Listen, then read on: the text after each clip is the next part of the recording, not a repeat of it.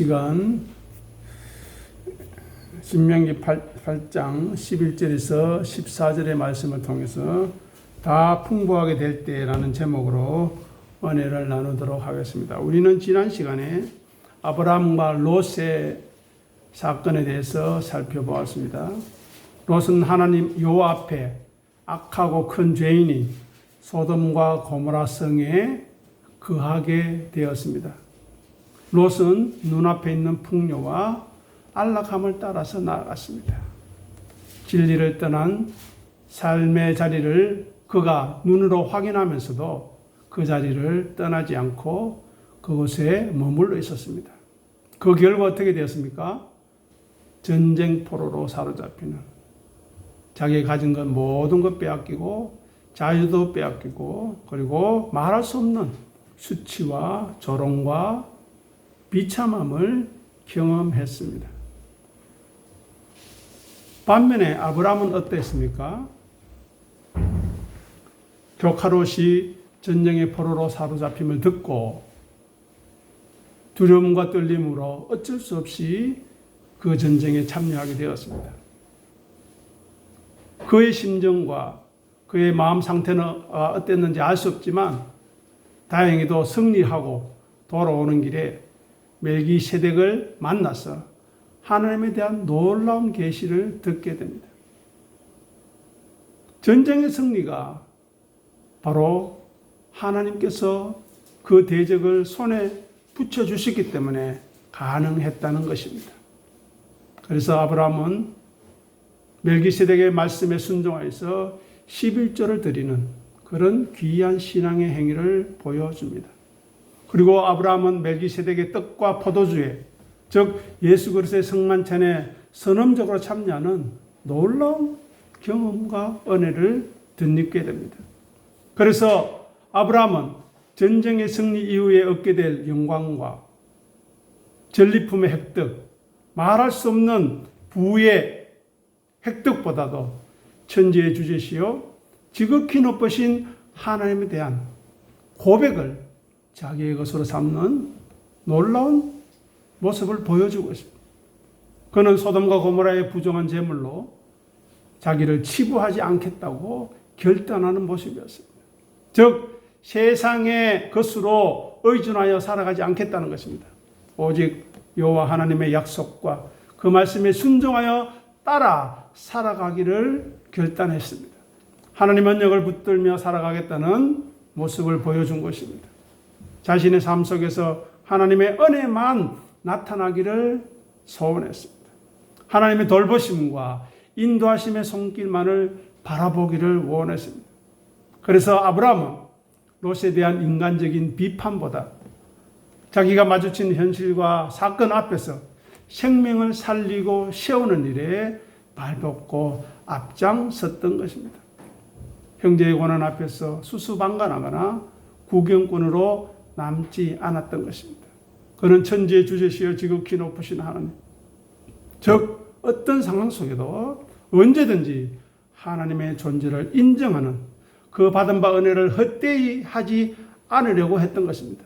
슬프나 기쁘나 아프나 건강하나 즐거우나 괴로우나 오직 하나님의 존재를 인정하며 살아가겠다는 것입니다. 하나님만을 섬기고 앞세우는 신앙의 자세를 견지하겠다는 것입니다. 그러면 오늘 본문을 보시기 바랍니다. 오늘 본문 12절에 보면 먹어서 배 부른다 이야기하고 있습니다. 그러면서 말씀하시기를 마음이 교만하여, 14절에 마음이 교만하여 네 하나님 여호와를 잊어버릴까 염려한다 말씀하고 있습니다. 이 말씀은 기억과 망각, 잊어버림, 교만과 감사에 대해서 비교해서 우리에게 잘 들려주고 있습니다. 그런데 14절에 보면, 마지막 부분에 보면 너를 애굽 땅 종되었던 집에서 이끌어내었다는 데 대해서 하나님이 초점을 맞추고 있습니다. 애굽 땅에서 종되었던 상태, 그때가 어떠했는지를 기억하고 지금 먹어서 배부른 상태가 왜 주어졌는가를 생각하라는 것입니다. 자, 그러면 애굽 땅 종되었던 집에서 어떤 일이 있었는가? 출애굽기 2장 23절 주부를 통해서 확인해 보겠습니다. 읽겠습니다. 여러 해 후에 애굽 왕은 죽었고 이스라엘은 고된 노동으로 말미암아 탄식하며 부르짖으니 그 고된 노동으로 말미암아 부르짖는 소리가 하나님께 상달된지라. 애굽 땅 종되었던 집에서 어떤 일이 일어나고 있습니까? 고된 노동으로, 날마다 고된 노동으로 말미암아 탄식했다고. 아유, 내가 이렇게 어떻게 살겠노? 내가 하나님의 사람인데 이렇게 고통스럽고 이렇게 힘들어서 어떻게 살겠노? 하나님 도와주십시오. 계속해서 부르짖는 것이에요. 자기 자신을 위해서도 그렇고 교회를 위해서도 그렇고 부르짖는 것입니다. 고통받는 자의 신음소리가 끊이지 않았던 자리가 애굽 땅 종되었던 자리입니다. 고통스러운 부르짖음, 고된 노동으로 애굽의 노예 자리에서 애굽인들의 압제 아래에서 고통이 극에 달해서 터져나오는 탄식과 울부짖음밖에 없다는 것입니다. 그런데 이상하게도 마지막 절에 보니까 그 소리가 하나님께 상달되었다고 합니다. 어떻게 해요? 왜 상달되었을까 하는 것입니다. 출애굽기 2장 24절 읽어보겠습니다. 하나님이 그들의 고통 소리를 들으시고 하나님이 아브라함과 이삭과 야곱에게 세운 그들의 언약을 기억하사. 아멘. 하나님이 기억하셨기 때문에 그들의 부르짖음이 상달되었다. 하나님께서 귀 기울이셨다는 것입니다. 이것은 하나님이 자신이 하신 언약에 대한 신실성을 근거하고 있습니다. 기억하셨다. 생각하셨다는 것입니다. 이것은 단순히 잊었던 사실을 떠올리는 것을 넘어서 하나님의 약속에 근거해서 이제 행동하실 때가 되었다는 것입니다. 하나님의 약속을 이행하시려고 구체적인 개입을 해야 하겠다라는 것을 시사하고 있습니다. 그것이 바로 하나님의 기억이고 하나님의 기억은 대상을 향한 움직임과 행동을 포함하고 있습니다. 이스라엘의 공로나 자격 때문이 아닙니다. 하나님 자신의 약속 때문에 그들을 구원하시기로 그들을 하나님의 백성 삼으시기로 했기 때문에 그들의 울부짖음을 들으셨다는 것입니다. 이스라엘의 고통 소리, 이스라엘의 부르짖음이 단순히 하나님께서 행동하시는 유일한 근거는 아니었습니다. 이미 하나님이 계획하신 구원의 때가 이르렀다는 신호탄이라는 것입니다. 일방적인 은혜로 자신의 언약을 성취하시기로 결정하신 것입니다. 이렇듯 구원은 인간의 노력이나 자격에 의한 것이 아닙니다. 전적으로 하나님의 주권적인 은혜와 신실하심에 근거하고 있다는 것입니다. 언약을 기억하사 항상 마음에 두고 잊지 않고 계신다는 의미입니다. 말씀을 생각하고 말씀을 따르고 말씀의 가치를 아는 그 심령, 내 마음판에 내 품에 그를 품었다 말씀하십니다. 아브라함과 이삭과 야곱에게 하신 약속이 무엇입니까? 네 후손이 번성할 것이고 가나안 땅을 소유하게 될 것이고 모든 민족이 너희로 말미암아 복을 받게 될 것이라는 것입니다. 다시 애굽의 종살이로 돌아와 보시기 바랍니다. 우리가 애굽에서 종살이하고 있다고 생각해 보십시오. 어떤 일이 있겠습니까? 고통과 눈물과 탄식과 울부짖음밖에 없는 것입니다. 모든 자유를 빼앗긴 상태입니다. 예배할 수도 없습니다. 또 삶을 누릴 여유도 없습니다. 계속해서 생명과 존재의 위협을 받고 있습니다. 그리고 더 나아가서 민족 말살 정책으로 인해서 영아를 학살하는 그런 지경에까지 이르렀는데도 어떻게 할 수 없는 연약함에 빠져 있는 것입니다. 언제든지 목숨을 앗아갈 수 있는 강제적인 중노동이 매일매일의 삶 앞에 놓여 있는 것입니다. 그럼에도 불구하고 이스라엘은 대를 이어서 계속해서 노예로 살아가야만 했던 절망이 앞에 놓여 있습니다. 기본적인 권리 없습니다. 인권 없습니다. 그래서 그들의 삶은 신음과 고통으로 가득했고 내일의 희망이 없는 것입니다. 그런데 이 모든 것을 지나고 이겨내고 난 다음에 오늘 본문 보십시오. 13절 보십시오. 네 소유가 다 어떻게 될 때요? 풍부하게 될 때, 넉넉하게 될 때 이야기합니다. 이제 또 다른 큰 시험이 있습니다. 예전에는 애굽의 종이라는 시험이 있었지만 이제는 풍요라는 시험이 이들 앞에 다가오고 있습니다. 애굽에서의 종살이는 억압과 굴종, 또 광야에서는 배고픔과 궁핍이 있었습니다. 그것도 하나님의 시험일 수 있지만 이스라엘의 신앙을 가늠할 더 어려운 시험은 바로 이제 풍부할 때에 그렇다는 것입니다. 많은 사람들이 고난 속에서 하나님을 의지하고 그 도움을 구하고 이스라엘처럼 부르짖지만 풍요라는 자리에서 예전보다 먹고 살 것이 남아 돌고 입을 옷도 넉넉하고 이제 삶을 즐길 여유도 생겼습니다. 그런데 문제는 그것을 스스로의 힘으로 모두 이루었다고 착각하는 것입니다. 왜냐하면 물질적인 축복은 그 자체가 끝이 아니라 그 축복을 주신 분을 기억하는 데 초점이 있는 것입니다. 풍부함에도 불구하고 계속해서 순종하는지 말씀을 사모하는지 시험하는 도구가 된다는 것입니다.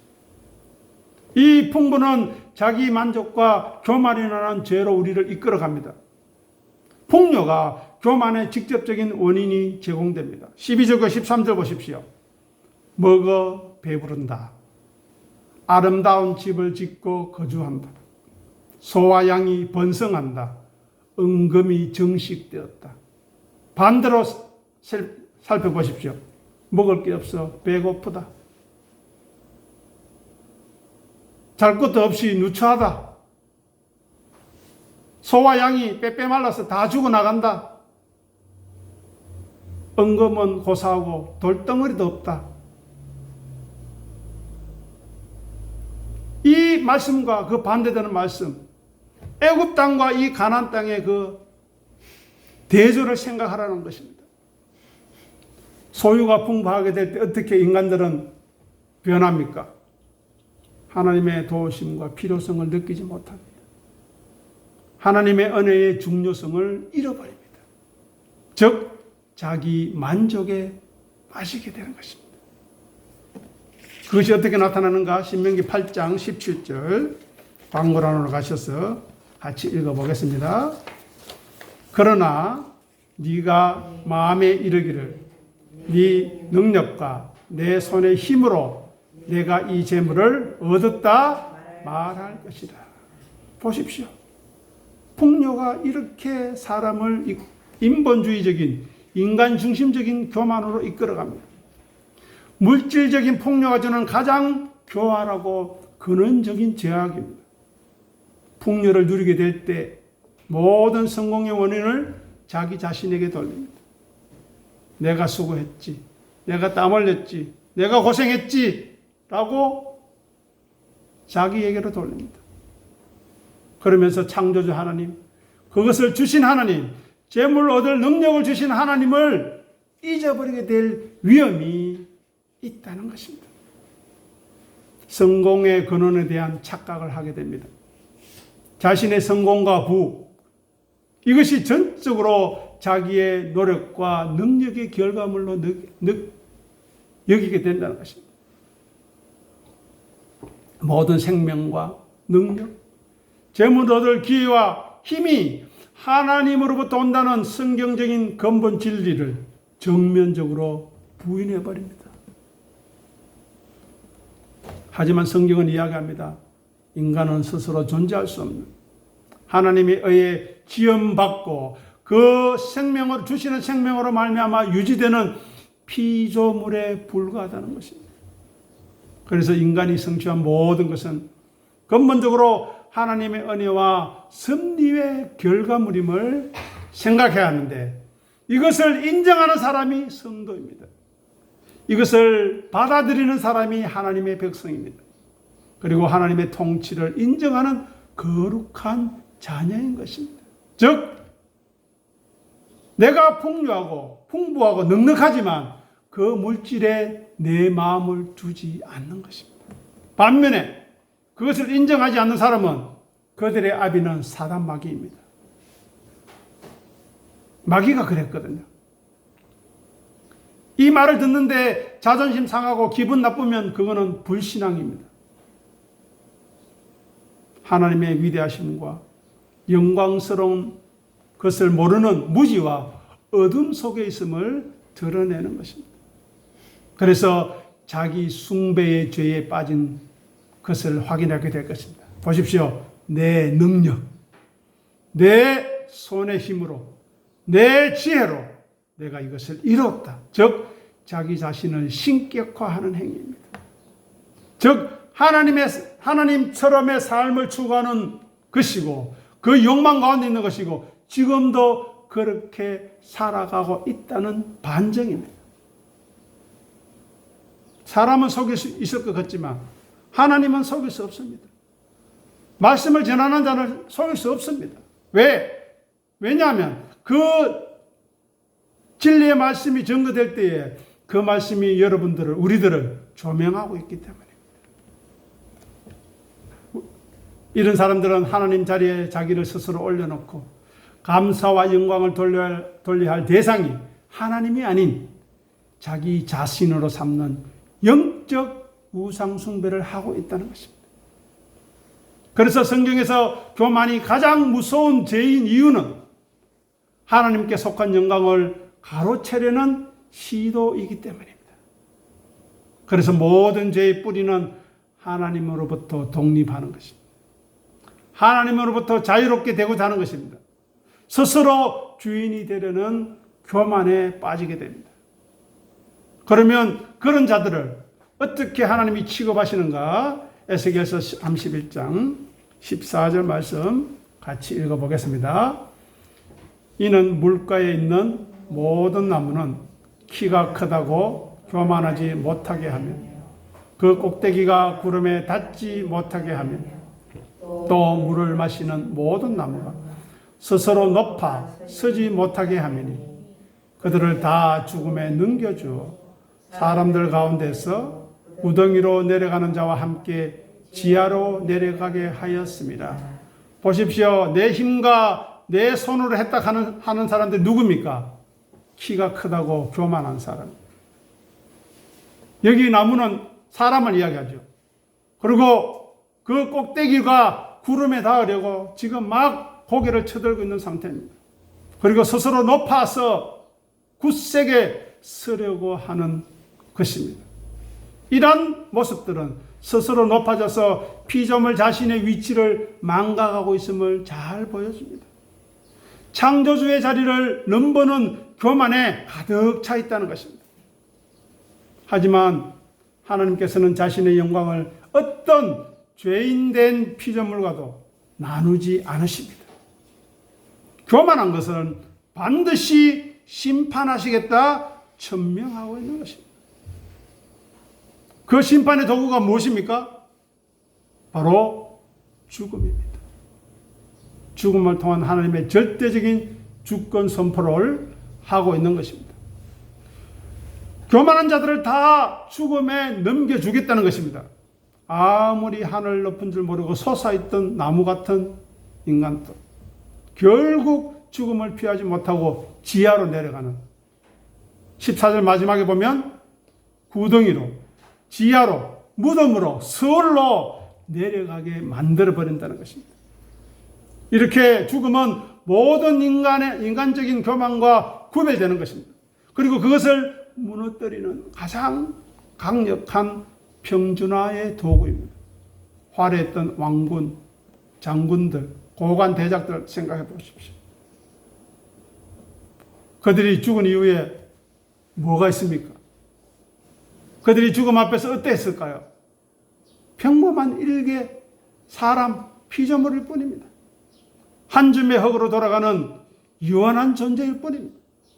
그것은 하나님께서 스스로 교만해진 자들에게 그렇게 행하시겠다는 것입니다. 여기 보면 물을 마시는 모든 나무, 모든 존재에 대해서 이야기합니다. 이것은 무슨 말입니까? 물을 마신다는 것은 세상의 자원에 의존해서 살아간다는 의미입니다. 즉 유한한 존재들, 스스로 서지 못하게 하겠다는 것입니다. 어떤 인간도 스스로의 힘으로 설 수 없는 자립적인 존재가 될 수 없습니다. 하나님의 은혜와 은혜의 공급에 의존하여 살아가는 피조물임을 깨닫게 하시고 그것이야말로 복임을 알게 하신 것입니다. 그래서 다시 본문으로 돌아와서 11절 보시기 바랍니다. 내가 오늘 네게 명하는 여호와의 명령과 법도와 규례를 지키지 아니하고 네 하나님 여호와를 잊어버리지 않도록 어떻게 해요? 삼갈지어다. 잊어버리지 말라는 것입니다. 구속의 역사를 끊임없이 기억하라는 것입니다. 애굽의 종살이에서 너희가 어떠했던가를, 그 고통과 울부짖음이 무엇이었던가를 생각하라는 것입니다. 하나님을 잊어버리는 것은 단순한 건망증이 아닙니다. 하나님의 구원의 행위를 무효화하는 것입니다. 없는 것으로 만드는 버리는 것입니다. 언약의 관계를 의도적으로 깨뜨리는 것입니다. 그것은 바로 능동적인 배교 행위입니다. 그러면 하나님의 계시 앞에서, 하나님의 명령과 법도와 규례 앞에서 인간은 어떠해야 할까요? 바로 순종해야 합니다. 그것을 지켜야 합니다. 그것이 바로 여호와를 잊지 않는 것과 같은 일이 되는 것입니다. 하나님을 기억하는 것은 추상적인 개념이 아닙니다. 구체적으로 계시된 율법에 대한 순종입니다. 율법이 두 가지로 정리된다고 했습니다. 첫 번째가 무엇입니까? 하나님을 사랑하는 것. 마음과 뜻과 정성과 힘과 목숨을 다하여 사랑하는 것. 두 번째는 내 이웃을 내 몸과 같이 사랑하는 것. 그것이 어떻게 가능한지는 제가 오후 예배 설교를 통해서 자세히 해놓았으니까 살펴보시기 바랍니다. 그 말씀에 대한 순종이 바로 하나님을 기억하는 것입니다. 그리고 실제적인 삶의 행위를 통해 증명되고 표현되어야 합니다. 율법을 지키지 않는 것은 하나님을 잊었기에 나타나는 필연적인 결과입니다. 그래서 본문 11절 마지막에 예방적으로 경고하는 것입니다. 삼갈지어다. 일어나지 않는 미래의 타락을 내다보면서 단순히 조심하라는 의미를 넘어서 강력한 경고를 하는 것입니다. 샤마를 지키다, 보호하다, 파수하다. 성을 지키는 파수꾼처럼 적의 침투를 막기 위해서 모든 정신을 집중하고 자기 자신을 지켜내라는 강력한 명령인 것입니다. 무엇으로부터요? 바로 하나님을 잊어버리는 내면적인 적으로부터 지켜내라는 것입니다. 우리가 20년, 30년 가난했던 시절 하나님 앞에 어떤 모습으로 서 있었습니까? 그때 어떤 기도를 하셨습니까? 그리고 지금 풍부해지고 넉넉해지고 가진 건 많고 그렇게 살아가는 지금은 어떤 생각을 하고 어떤 기도를 하고 계십니까? 그때나 지금이나 먼저 그 나라와 그 의를 구하는 기도를 하고 있습니까? 하나님의 이름이 거룩하게 여겨지고 하나님의 나라가 오게 하시고 하나님의 뜻이 이루어지기 위해서 기도하고 있는가 하는 것입니다. 우리는 하나님께로부터 받은 바 은혜를 생각하기 전에 애굽의 종되었던 자리, 죄에 대한 깊은 성찰이 있어야 합니다. 영적인 망각과 배격은 갑자기 찾아오는 것이 아닙니다. 예전보다 먹고 살기 좋아질 때 풍요와 안정 속에서 아무런 문제도 없고 병든 것도 없고 괜찮을 때 서서히 자신도 모르게 스며드는 것입니다. 부족한 것을 모르는 것입니다. 이제 도움이 필요 없어요. 여기만 교회인가? 여기만 말씀 있는가? 하면서 자유롭게 갑니다. 정말 이 예배의 자리에서, 이 제단에서 증거되어지는 그 말씀의 가치가 얼마나 소중하고 중요한 것인지를 던져버리고 자기 판단대로 나아가는 것입니다. 깨어있는 경계심, 의지적인 노력이 아니라 하나님을 잊어버리는 것은 그렇게 풍요와 안정 속에서 하나님의 소중함과 은혜의 소중함을 모르고 무관심하고 세상에 자기 감정에 자기 생각에 매몰될 때 하나님을 잊어버리는 것은 저절로 서서히 일어나는 것이다. 마치 유출병 걸린 것처럼. 유출병은 몸에서 피가 조금씩 새어나오는 겁니다. 그래서 마지막에는 피골이 상집어서 죽는 병입니다. 그것이 바로 연약한 인간의 본성임을 우리에게 암시하겠다. 지금이 구원의 때요. 지금이 은혜 받을 만한 때임을 생각하고 간절한 마음으로 말씀을 받고 예배의 자리에서 주의 은혜를 사모하는 마음으로 우리가 예배에 서야 한다는 것입니다. 잊어버리다는 이 말, 샤카흐, 의도적인 무시와 저버림을 의미하고 있습니다. 나 이제 하나님 없어도 예배 안 드려도 괜찮아요. 뭐 딴 데 가서 하면 되고 뭐 먹고 살기 편한데 하나님 있으나 없으나 하나님 심판은 늘 더디니까 그때 가서 회개하면 되지. 그렇게 이야기합니다. 단순한 기억에서 사라지는 소극적인 상태가 잊어버리는 것이 아닙니다.